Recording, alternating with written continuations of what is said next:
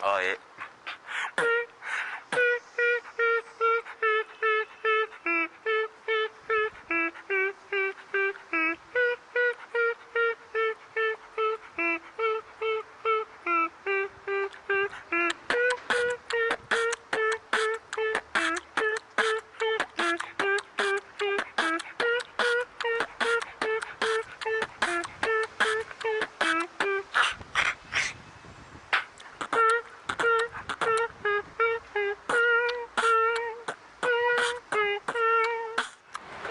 The heart of hip-hop. Personally to myself, the heart of hip-hop is allowing me to express who I am. The one thing that hip-hop is it's a calling, you know? Fuck it, it's a calling to the inner self. For me, I think it's funny. I think the thing that is within any hip-hopper is basically when they touch their element and when they're doing their thing, they're just having fun.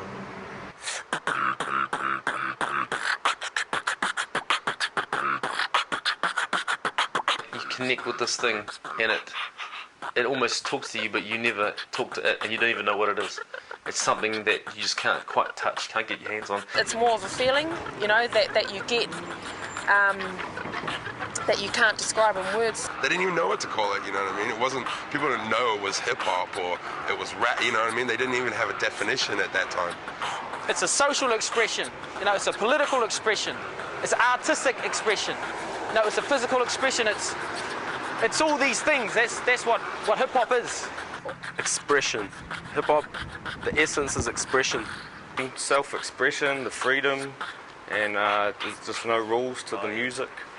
Up here we've got, you know, like SQ, Pierce Style, and you know, this is their way of expressing themselves. And a turntablist, that's his way of expressing himself. And a breaker, he expresses himself on the floor. Like for me, hip-hop means great friends, it means great times. I'm doing something I love, like painting, and for me that's like the essence of hip-hop is just that enjoyment and belonging to something you really love. At the heart of hip-hop is always just the people, you know. I mean, hip-hop's like for want of a better word, it's like a big gang or a big family of people that we all just understand each other, we're on the same level. And the uniqueness is the unity amongst the whole country. It's very, very kind of tight. Like I can hit Welly, cats will hear you're in town, they'll pick you up, you know, take you out, you know, look after you. Hit Auckland, the same thing, even in Gisborne. And it's like this big family of people that understand each other on a level where I guess other people don't get it. To a certain point, maybe it's the fact that it sort of feels like you're rebelling against something. So hip-hop is against the whole society, a society that manipulates youth, tells them what to do, what they can, what they possibly can, what they possibly cannot be. Whereas hip-hop says, no, I want the best out of you. The main thing about hip-hop is once you get kicked in the nuts, so everyone's kicked you in the nuts, you're down to like maybe not your lowest point, to your near lowest point, and then out of nowhere you think, fuck everyone, I'll do it myself. You know, that to me, that's hip-hop. It gives me the opportunity to say what I want to say. I don't know, but it might even be the fact that I can still feel like a kid, you know? That's a really hard question to answer because I think that the really attractive thing about hip-hop is actually an intangible. It's something that you can't necessarily describe. I couldn't put it in words. It's something you had to feel. It's like you hit with it and then it's stuck. And it's like it's been there ever since. And I don't think it's strange at all that hip-hop's here. I think there's some far stranger countries in the world where there is hip-hop. When we were kids doing this stuff, we didn't know where it was going, I swear. We didn't even think about getting sick. We didn't think about nothing. It was just Friday night hype. The reason it's here is because of television. That's what I reckon. Playing commandos. I guess we had left the river with our wooden guns and shooting each other, turning to be sort of the Battle of Midway and stuff, and became running the streets. Musically, we're like in the middle, so you get both waves of the sides of the hemispheres washing to us, right? And then we sift it, because we're quite smart cats. You know, we don't take any shit. So we sift it. Because these are all the things we like. I like this artwork. I don't really give a fuck about Picasso, you know? This is the sort of artwork I dig. But the cool shit, the best shit, we keep. And that's why hip-hop's here, because of the message that came across in the music touched people here who were going, hang on, there's brothers and sisters over there that are talking and dealing with similar struggles and things that we're dealing with here.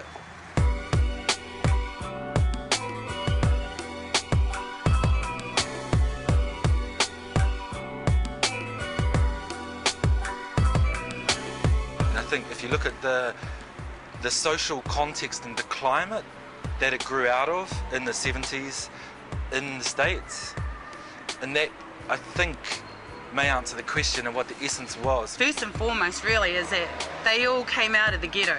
This isn't something that some bigwig up in some big corporation goes, oh, I'm going to make up these little elements.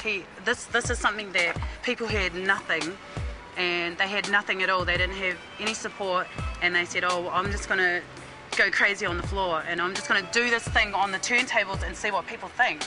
So, and for me, it's all because it started and originated in New York, in the Bronx. Those brothers and sisters over there that are doing this shit, man, they're just like us. We got the same sort of situation, same problem, same sort of like, you kids have got to fit into this Babylon system, you know, from teachers, from everyone, you know. Just fit in, just toe the line. But hip-hop saying, nah, fuck that. It's all about trying to tell somebody the way it is, our way, not their way. You know, I think hip-hop's, you know, always fighting what's right and what's wrong, you know. People say you got to do it this way, and hip-hop is all like, nah, we'll do it our own way. You know, and I think it's just, it crosses everybody, because nobody likes to get told what to do all the time, you know. Coming out of the neighborhoods like a lot of us grew up in, you don't get heard. You know what I'm saying? You know, the only way you get heard is when you do something like that people notice. And in our case, it's become hip-hop.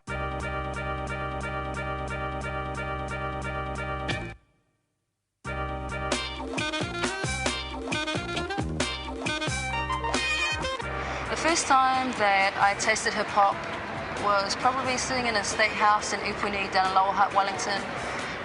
Beat Street had come on. When I went to Beat Street, I saw that at the Civic on Queen Street, and I was with a friend of mine. It was almost like a spiritual experience. And Beat Street had come on, and I saw a whole bunch of kids who looked like me, who dressed like me. When Beat Street arrived, that was when I sort of truly knew that it was something that I was connecting with. When you're a kid, you know, you're always looking for cool people to follow, and you're looking for your mentors, not knowingly. And Beat Street did it for me. Got inspired by Beat Street and Star Wars. Watched Beat Street, the movie on TV. My father took me to Beat Street when I was about 7 or 8. Did it through Beat Street, which was a huge influence on me. In the Beat Street album cover that came out before the movie came out, which had pictures of graffiti and b-boys in it.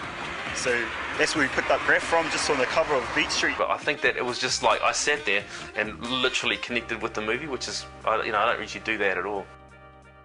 20 years ago, a movie came out called Beat Street, and it affected people right up until this day. You know, people still want to talk about Beat Street and say that they went to the movie and they seen it and stuff. And now this year, if you look at it in terms of like a landmark thing, 8 Miles come out, and it's a massive motion picture. And I see the future of like one facet of hip-hop anyway being like kids are all going to be rapping in their lunchtime, battling each other. Yo, I kick it with my impromptu freestyle sentence. Freestyling, you gotta have stamina. That's the MCing element when you're doing it, like in the camera. Documentary, you see, it's nice and easy when I like to come. Spoken with my word, nice and easy. Triple S, the infamous style specialist, straight from Wally S, represent across my t-shirt. Gotta take it to the real sound, hip-hop 2021. We know we're gonna keep it on, New Zealand, son. I love to go to respect festivals and bust a freestyle, eat them like vegetables, MCs that is. Still a breaker because I wasn't never no faker. 2 screw bakers, the Twilight Filter, Scott Park Blood. Word up, respect to the Time Bandits. Yo, we rhyme-handed, tying in front of the camera, but I'm not candid. I think battling naturally came easier to me because growing up in South Auckland, you had a lot of smart, loudmouth kids. And I was one of those loudmouth kids, and battling was essentially putting down your opponent. When you battle someone, even though it's all serious and all, but you're still having fun battling that guy. I don't know where that rhyme's gonna go. You gotta freestyle while you're washing your ass, while you're washing the dishes, you're mowing the lawns, getting the mail. I don't like the way a lot of New Zealand MCs use situations within New Zealand, something that might have happened in the media, or something that's well-known story of New Zealand and related to battle rhymes. watching stuff about Stephen Wallace and how Constable Abbott got off, you know. And if that affected you to a point and makes you want to rhyme, then rhyme. You might hear people like battling and stuff, saying harsh things, but that's all for the skills and for the love of the art form. You know, you're using your mind, you're using your environment, you know, whatever you can to form some sentence or some shit that's going to be dope so that the crowd's going to be like, ah. The reason why I started MC battles was to elevate skills, not to find winners. But unfortunately, you know, sort of the young male thing, you know, it's all about, you know, who's top of the pile and who's the best. The problem is that males are dominated by ego, and hip-hop in its essence, you know, has that ego element of battling. And MC evolved from battling. You know what I mean? Back in the day, it was all about the me, the braggadocious rhymes. I'm 6'2", I got light brown eyes, all that shit. Because they're not preaching and they're not letting the women, they're not letting the kids or the whole range of people have access and able to represent. Rapping is poetry, ain't no doubt about it. You know, but you know, at school we're told Shakespeare's the fucking master poet of the fucking universe. Fuck him. You know, he ain't shit. You know, he didn't buzz me out with any of his stuff, you know. But hip-hop rhymes sure as hell did, you know.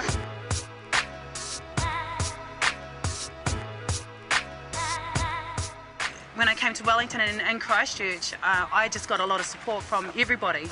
So they were all like trying to, yeah, you should do it, you should do it. And it wasn't because, oh yeah, she's a girl, she'd look really cool behind a pair of turntables.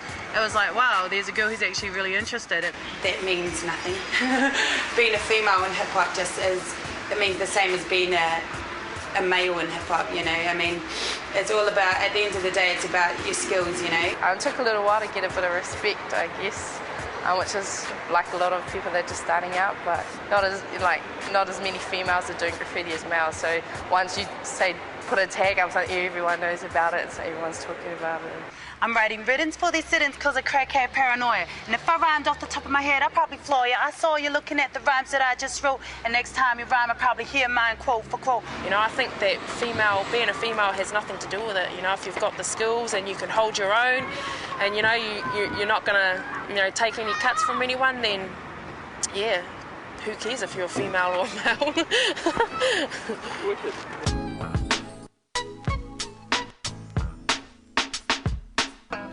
The thing that sort of got me into hip-hop was when my brother brought a record home and it had 3 guys on it wearing Kangols, jeans and Adidas. That was like Walk This Way. Ever since then, my first tape I bought was Run DMC, Walk This Way. Nah, it came with Run DMC. Run DMC. Fat Boys, Run DMC. They also had Run DMC, Beastie Boys and Cheech and Chong. Walk This Way by Run DMC. I didn't know what it was, but I found that hip-hop sound attractive. And I remember going to school like the next week, and I remember drumming the Walk This Way beat on my chair. I remember playing the... And it was King T, Act the Fool. So, which was like, you know, everyone always says some Run DMC and all that. I went to saw Run DMC when I was 17, like in 1987, at the power station in Auckland. It was just fucking epic, fucked up, amazing shit.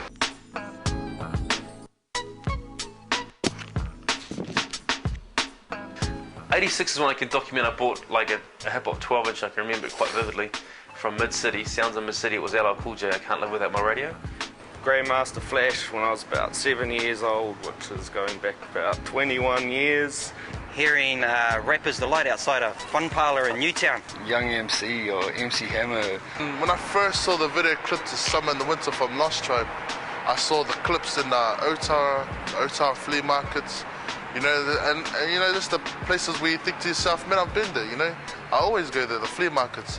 And when I first saw it, it just really made me so proud to be a South Aucklander. It would have been when I saw the first MMC video clip. It was called Trust Me. I think that was the first one. And just to see role models on TV representing our culture and where we're from really inspired me to do what I want to do. When I first heard hip-hop in New Zealand was from King Kapisi at one of the Respect concerts out in the Hut. The Star Wars was the first package, like this, it was like a gift from America. They went poof, and it sort of opened up and I went, oh, is that how they scratch? First started scratching on a 3-in-1 stereo in about 1985. Oh wow, look, they're scratching records and going straight over to my mum's record player and scratching her records. I used to buy heaps of records, and I still do, you know, obviously. And had to keep on going, buy the gear, buy everything, buy all the crates of records, and it still hasn't stopped. Love going through records. That was just me, you know, that's what I did. But I only did that because my father used to do it. So my father did it all the time, and I would go with him. A friend of mine turning up after school one day and showing me how to do some arm waves and stuff that he had learned off a friend of his from the islands that had taught him. Start doing the old waving thing, and I get all my brothers and sisters to stand around and link your hands and, you know, do the wave through, you know. But I didn't really realise at the time that it was anything to do with hip-hop. I just thought it was this crazy dance. I didn't know it was hip-hop though. I just thought it was this cool, funky little dance that my brother made up.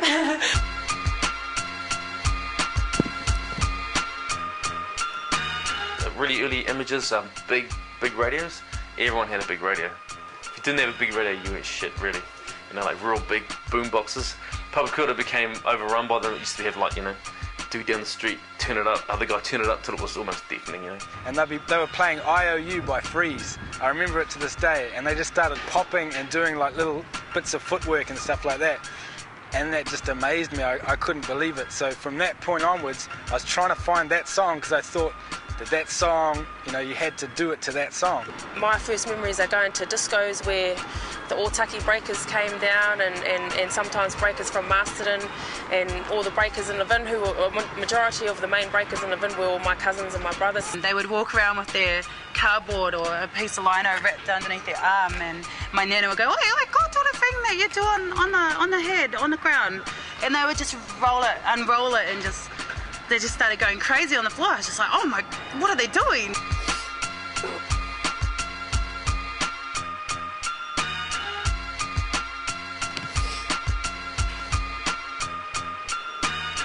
First touched the mic in about 1986 down in Christchurch because nobody else was doing it. Listening to the Wednesday night jam when I was in like 3rd form and 4th form. Reese B, TP, Rocket V, Glide, DJ Rocket now. DJ Fast, Eddie, Sire came in early in the days. There's this group called the Homeboys. It was really vibrant back then. But the difference was back then they were just like rocking on anything that they could find. We kind of had our own version of the shell toe. It was called the Bada Bullet. You could go into a store and buy a 05 Pro and a video on how to scratch. So the first sort of thing that I did was I started to change my record buying habits from this to hip-hop only, and then it just got out of control. Learning that there's a piece of plastic that goes under the slip mat, or there is a slip mat, that's like a whole, oh, okay. I come from an era when DJs were respected gods, and there was like 4 of them on earth. Now there's like 7,000.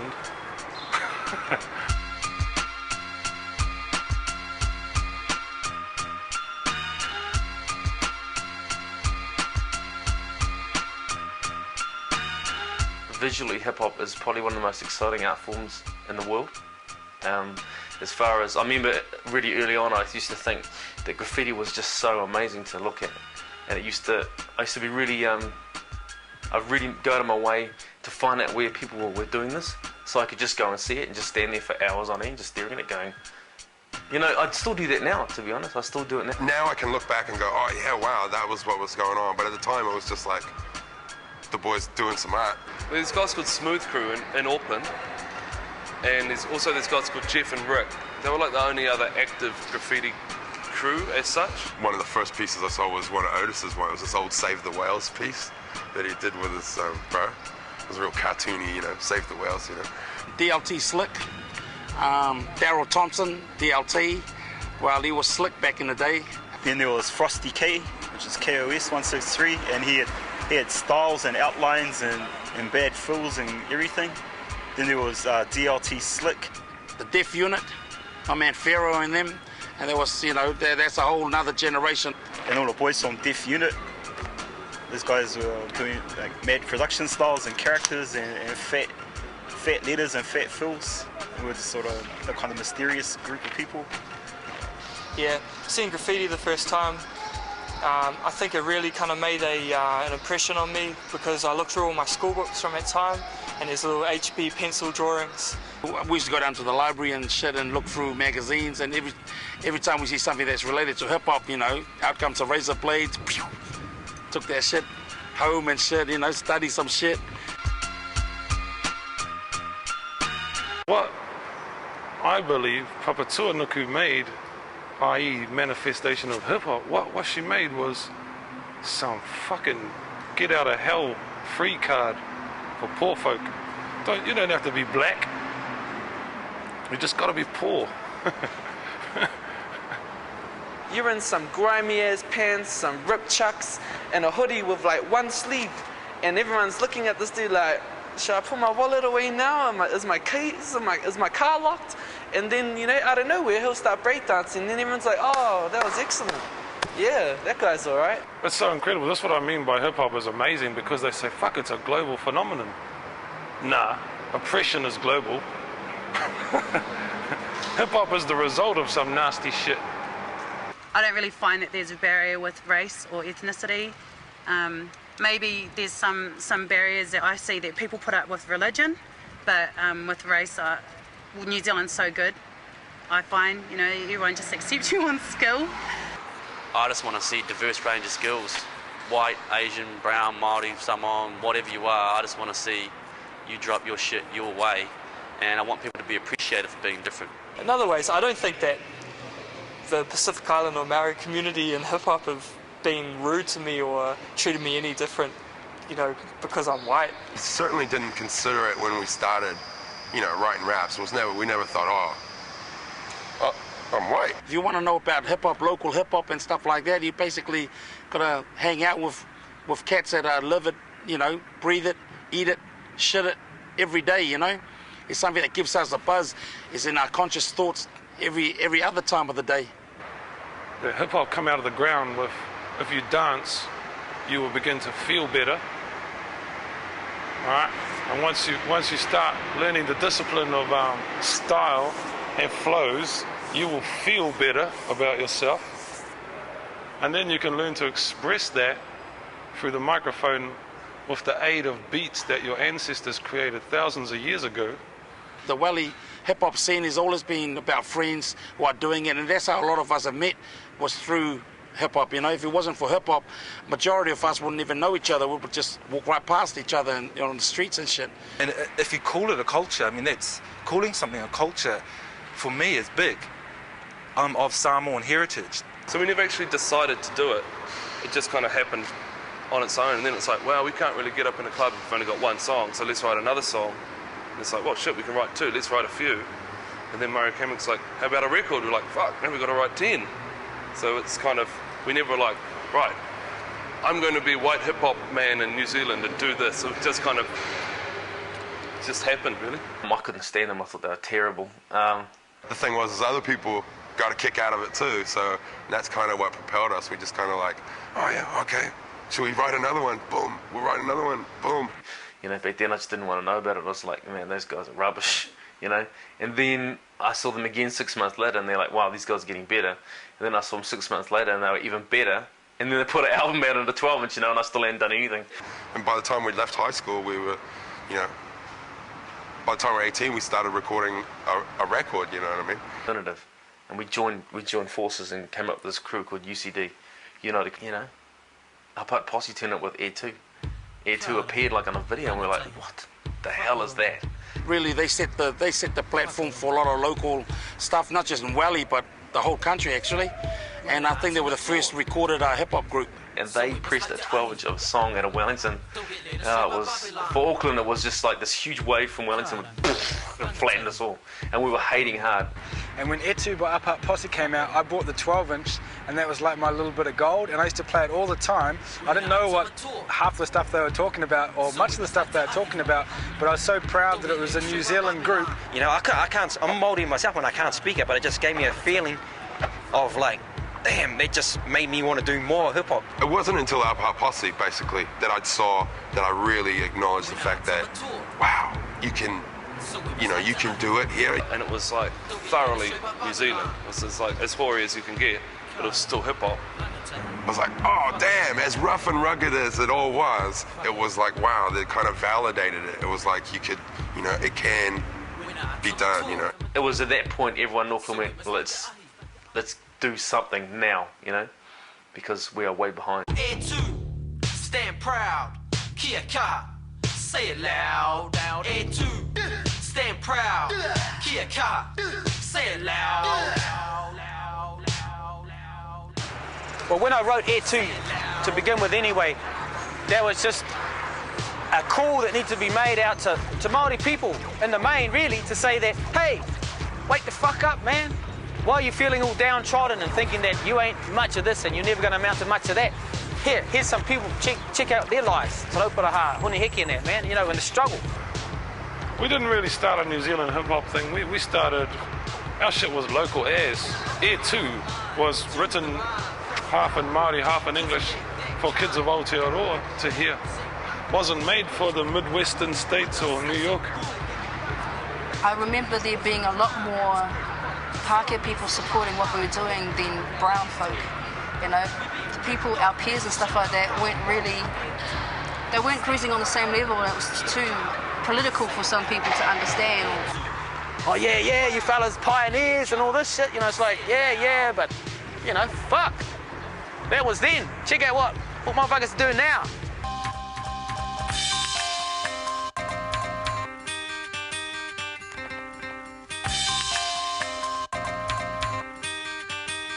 For me, you listen to Aotearoa hip-hop, a lot of it is based around the guitar, the gap and the beat, haka boogie, tempo, island styles, you see? It's all about rhythm, so naturally we listen to the beat. And hip-hop, rap music, you know, that just hit me, it just got me. I love the poetry, I love the fact that it was so fresh and so new that most people's parents didn't listen to it, you know what I'm saying? I think all of us at some stage took on that American influence and said, okay, hey, shit, this stuff's pretty cool. But at some stage we all go, okay, hey, that's enough now. You know, let's wise up a bit. You know, we're not from over there. That's cool over there. We're from here, so let's just do stuff from over here. That's the truth. This is our take on an American culture, and this is the best way that we can flip it ourselves. Talking about our tales and what we went through and what our family went through to get to where we are now. We are who we are, you know. You are what makes you special in that. Hip-hop is tomorrow. Knowledge of yesterday and understanding of yesterday is all we need. We need to get on. We don't need Māori hip-hop. We need hip-hop from Aotearoa. This is like our hip-hop. But I don't think you have to play a ukulele or bang some island drums to be Polynesian hip-hop, you know what I mean? This is Polynesian hip-hop, it's because I'm Polynesian and I'm doing hip-hop. The deep shit is, Polynesian kids have their back up against the wall because we're at home, but we're told we're not. We're beautiful and we're told we're not. We love people and we're told we don't. If you fucking punch a dog in the head enough times, bro, it'll bite you.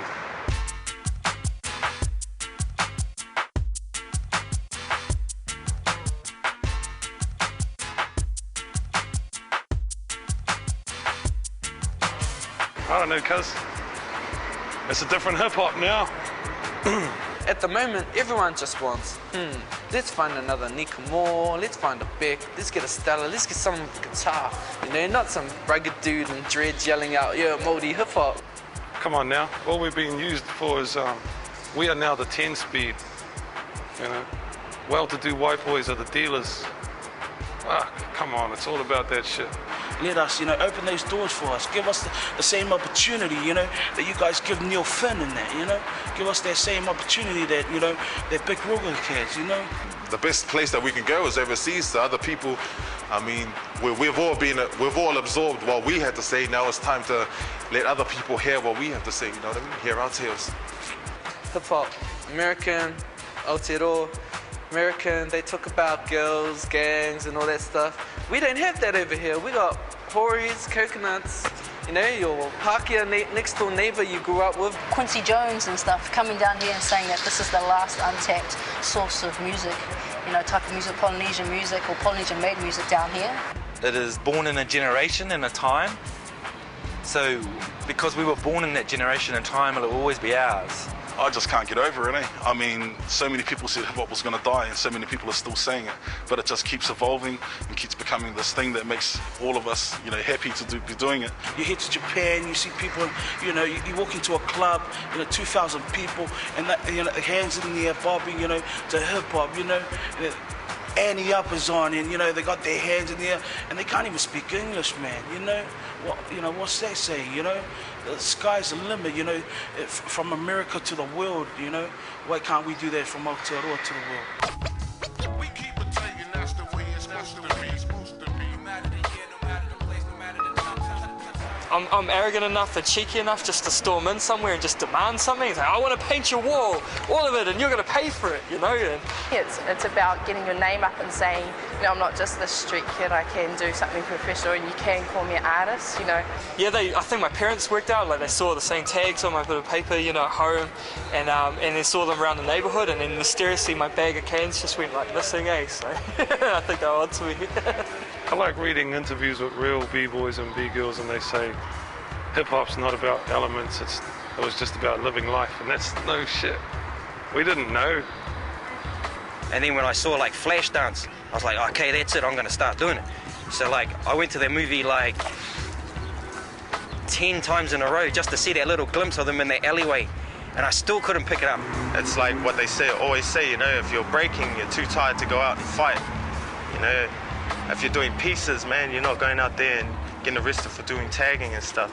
As long as it stays positive and as long as it stays part of youth culture, then it's going to help out a lot of other kids, you know.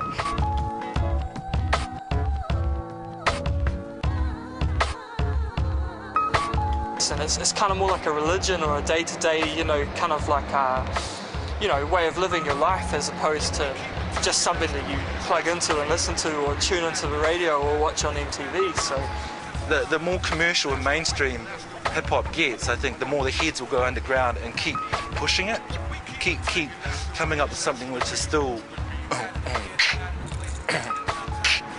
I don't know, it'd be really interesting over the next kind of 10, 20 years to see where it goes. You know, they have holograms and things, and maybe they'll be able to think something and a computer can make it for them. It'll be easy and different, but it'll still be hip-hop. And until I saw the internet for the first time, and then I was suddenly open to this whole world of graffiti, you know, graffiti in Europe, graffiti in like, you know, crazy places like Thailand and China and stuff. You'd never expected there was painting. Same with b-boying, you got up-rocking, you got boogalooing, locking, popping, ticking, waving, all of that sort of stuff that really hasn't been touched on in this country. So it's always going to keep expanding. I've got my ideas for graph where I want to take it, but yeah, they're confidential, so I'll keep those ideas to myself. I don't know, I think whether rap music or hip-hop is top of the pops or not, its influence and the culture is eternal. It will always be there, I think. But I'm excited about what's going to happen, and I think, you know, we'll be 60 and still rocking it in some shape or form because that's what it's about, and maybe that's who we are, but, you know, and there'll be our grandkids, and our grandkids' grandkids. For instance, you know, recently I went to Christchurch and for a hip-hop gig, and there was bloody 800, 900 people on a Sunday night at 3 in the morning, you know, sweat dripping off the ceiling. That would have never happened 10 years ago, you know. That was just unheard of. We wouldn't have dreamed of it, you know. And I'm just hoping it doesn't go too far into that. It becomes diluted by, you know, all this crap that goes on, and all the negative aspects of hip-hop become, you know, what people love it for, and that's what we're hoping doesn't happen. So as long as we've got people in the game who respect all four elements, and all of us who are just supporting each other, hopefully it'll keep on a good level, but we're just hoping that, you know, the media doesn't get a hold of it and fuck it up for everyone, basically.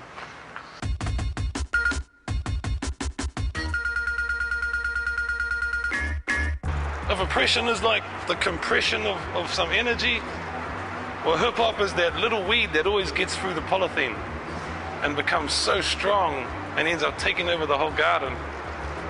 Because while you weren't watching, it got its act together and got clever. She's incredible, man. She's so like my ancestors. I don't want to speculate on where we're going because I don't want to know where we're going. I want to get there with it. You know, when I move, I don't want to say in 2 years' time I'm going to do Major Flavors 84, you know, and it's going to sound like this, because I don't know what it's going to sound like. and we shouldn't know what it's going to sound like. You know, it's all about progression, creativity, and I think it's about building something that, you know, in 10, 20 years' time, we can all look back and say, yeah, we were part of that, and we made it something, and we contributed to something. No, look, if you're here, you're a lucky motherfucker. You could be in Bosnia, could be anywhere, could be in Israel, could be on a bus on the West Bank. But we're right here. You can hear that properly?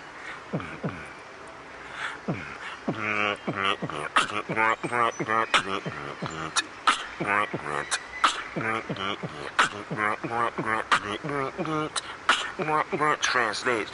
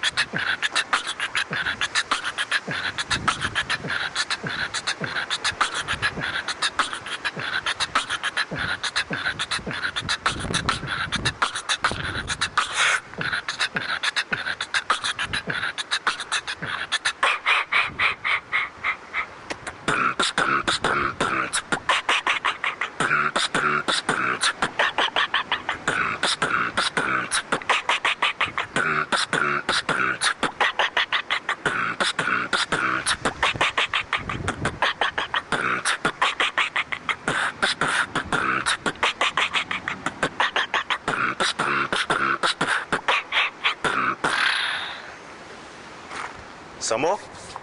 Sweet.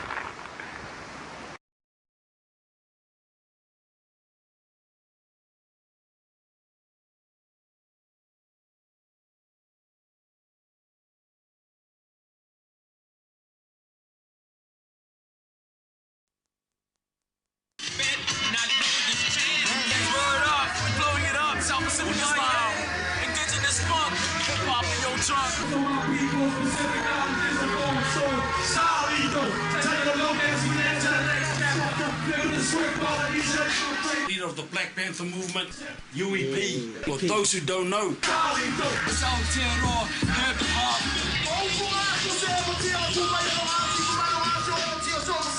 Yo, what's up, Sully? My name is WizKid. I'm a 5%. Wellington, South Auckland, up in the Avenues area, representing Tom Bandits, Foot Soldiers, Sunshine, UHP, D-Word, Feel Style.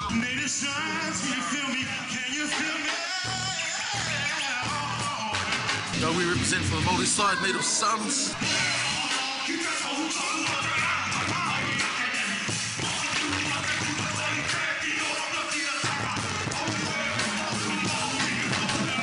Ngata tuku ingoa DJ Professor. Indigenous strength, power, solidarity.